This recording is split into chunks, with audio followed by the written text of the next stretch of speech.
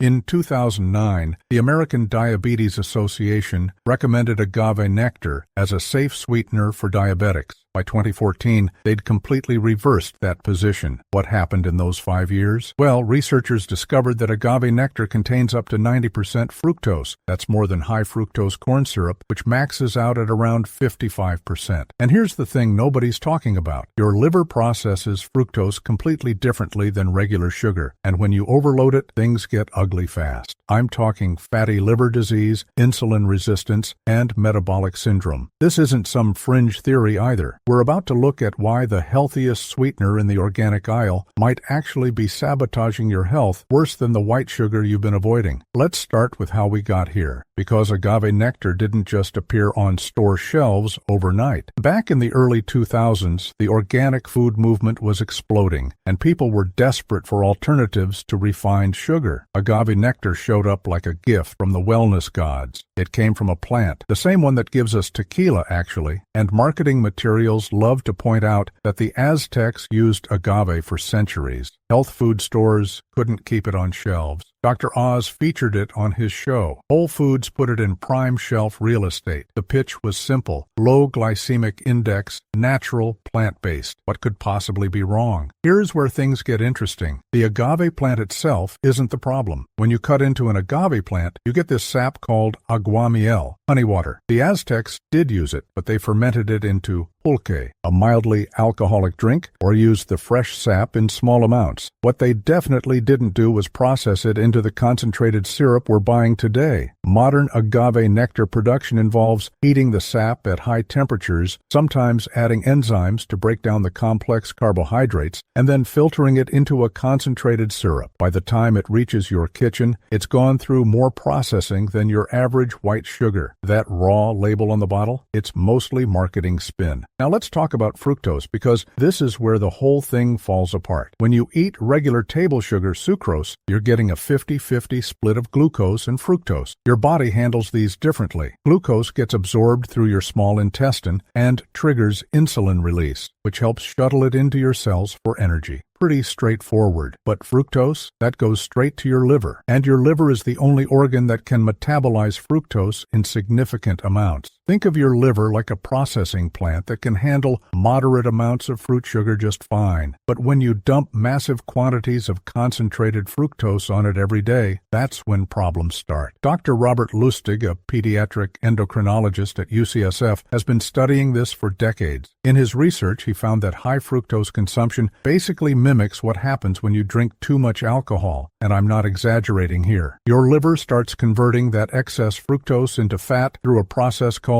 de novo lipogenesis. That fat gets stored in your liver cells, leading to non-alcoholic fatty liver disease. According to a 2019 study in the Journal of Hepatology, about 25% of adults in the United States now have some form of fatty liver disease, and excessive fructose consumption is considered one of the primary dietary causes. These aren't people who drink heavily. They're people who thought they were making healthy choices. Here's something that really bothered me when I started researching this. The entire selling point of agave nectar was its low glycemic index. The glycemic index measures how quickly a food spikes your blood sugar. Agave scores low, around 15 to 30, compared to table sugar's 65. Sounds great, right? That's because fructose doesn't significantly raise blood glucose levels. It doesn't need to. It's being processed entirely by your liver, creating a different set of problems that don't show up on a glucose meter. It's like bragging that your boat doesn't have any holes in the hull while ignoring the fact that the engine's on fire. The metabolic effects get worse. When your liver gets overloaded with fructose, it starts producing uric acid as a byproduct.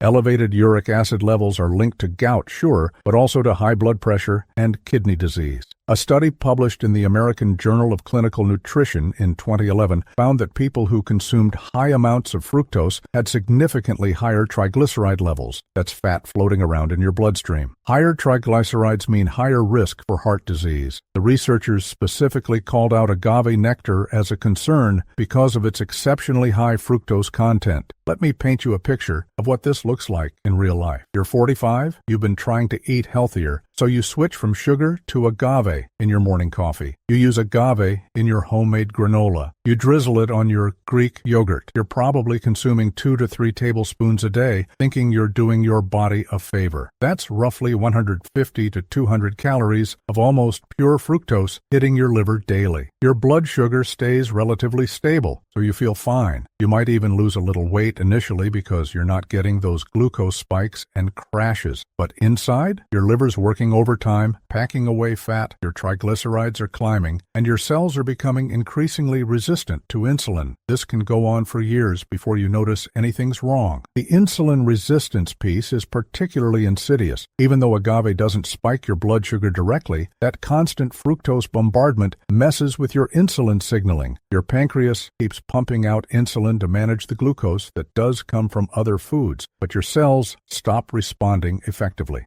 This is basically the highway to type 2 diabetes. It's the exact opposite of what people thought they were preventing by choosing agave in the first place. The American Diabetes Association's reversal on agave, that happened after the research became impossible to ignore. Now, I need to address something because I know what you're thinking. What about fruit? Fruit contains fructose too, right? Yes, it does. An apple has about 10 to 15 grams of fructose, but here's the crucial difference. Fruit comes packaged with fiber, water, vitamins, minerals, and antioxidants. That fiber slows down absorption. The water helps you feel full. You'd have to eat 4 or 5 apples to match the fructose in 2 tablespoons of agave nectar. And honestly, good luck eating 4 apples in one sitting. Your body has natural satiety mechanisms that make it really hard to overdo it on whole fruit. A bottle of agave nectar, though, you can blow through that in a week without even trying. The marketing around agave has been incredibly effective, and that's partly because it hits all the right buzzwords.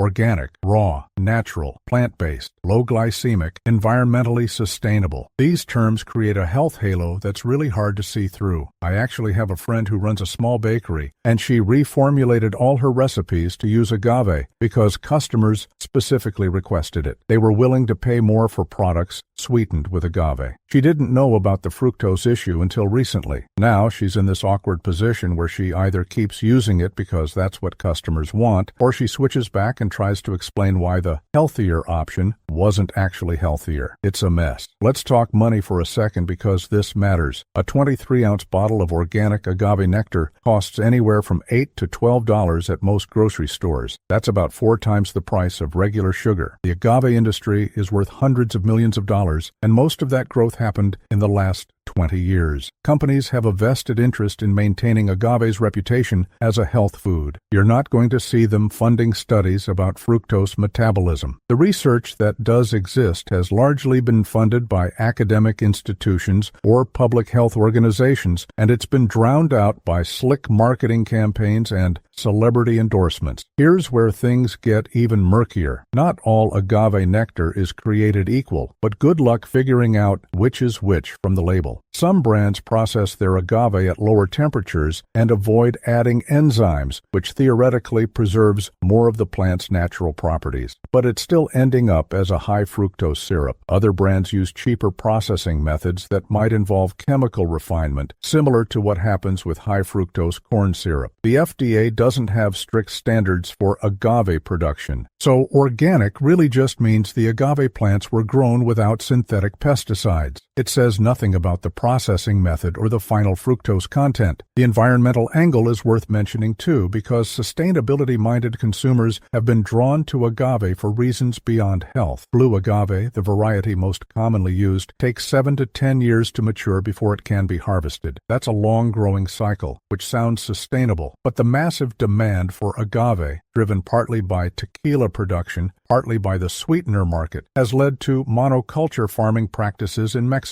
Large swaths of land are devoted exclusively to agave, which reduces biodiversity and makes crops more vulnerable to pests and disease. There's also the issue of bat populations. Lesser long-nosed bats are natural pollinators of agave, but industrial agave farming typically harvests plants before they flower, eliminating a crucial food source for these bats. So even the environmental story isn't as clean as it appears. What really gets me is how this fits into the larger pattern of nutrition advice that keeps flip-flopping. Remember when eggs were terrible for you because of cholesterol? Then they were fine. Butter was evil, margarine was better. Then we found out margarine had trans fats, and butter was actually okay in moderation. Fat was the enemy in the 80s and 90s, so we all went low-fat and loaded up on carbs, which arguably made obesity worse. Now we're supposed to fear sugar and carbs. It's exhausting trying to keep up, and I get why people just throw their hands up and eat whatever. But the agave situation feels particularly cruel because people genuinely thought they were making a healthier choice. So what are you supposed to use instead? Honestly, this is where it gets complicated because there's no perfect sweetener. Regular white sugar isn't great. You're still getting that 50-50 glucose-fructose split, and overconsumption